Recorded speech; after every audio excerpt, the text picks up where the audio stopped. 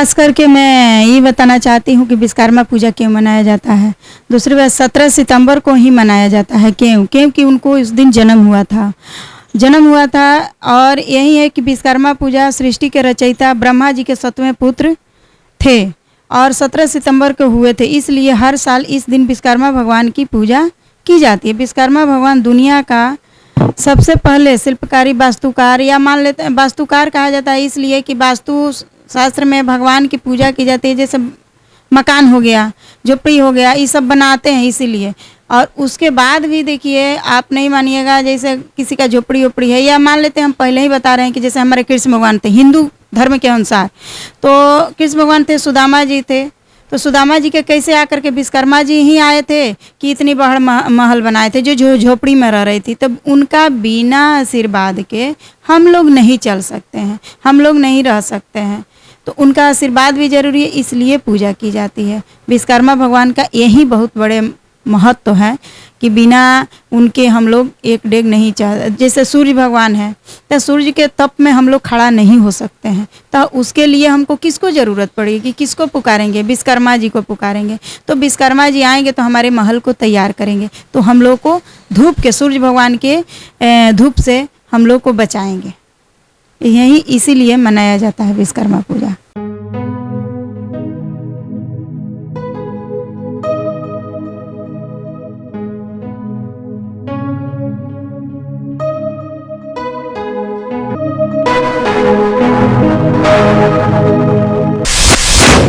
विश्वकर्मा पूजा इसलिए मनाया जाता है कि बहुत बड़ा त्यौहार है।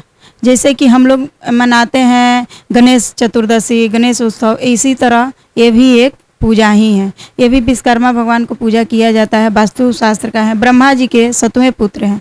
दूसरी बात है कि आपको वास्तु शास्त्र को माना गया है कि भगवान का ये मकान वकान जो भी है पूरा ब्रह्मांड का एक वास्तुकार है।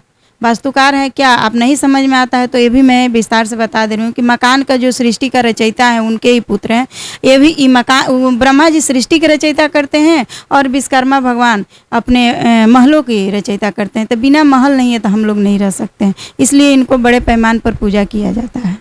देखिए, विश्वकर्मा भगवान का एक भजन भी है, इसमें मनाया जाता है कि हम लोग को बड़ी भाग्य है कि किसी को झोपड़ी नहीं है, किसी को तंबू नहीं है, हम लोग महल में रह रहे हैं। तो इसी पर मैं एक भजन गा रही हूँ।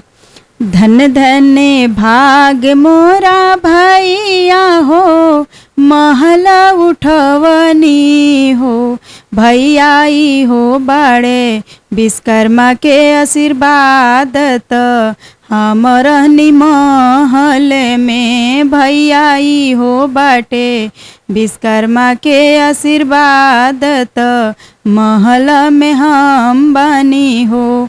इहो आशीर्वादवा हमरा मिलल सुदामा जी के मिलल हो, भैया उहे आशीर्वाद मिलल रेणु के महल भीतर बनी हो, भैया इहे विश्वकर्मा के आशीर्वाद से महल भीतर बनी हो।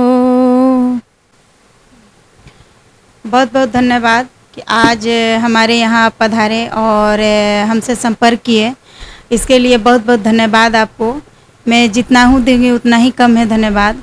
और ख़ास करके आज इस पर कुछ बातें करना चाहती हूँ कि विश्वकर्मा पूजा हमारे पास है, आ रहा है, तो उसमें विश्वकर्मा भगवान को किस तरीक़ा से पूजा किया जाता है, क्यों किया जाता है, कैसे किया जाता है, बहुत सारे लोग हैं कि नहीं पता है।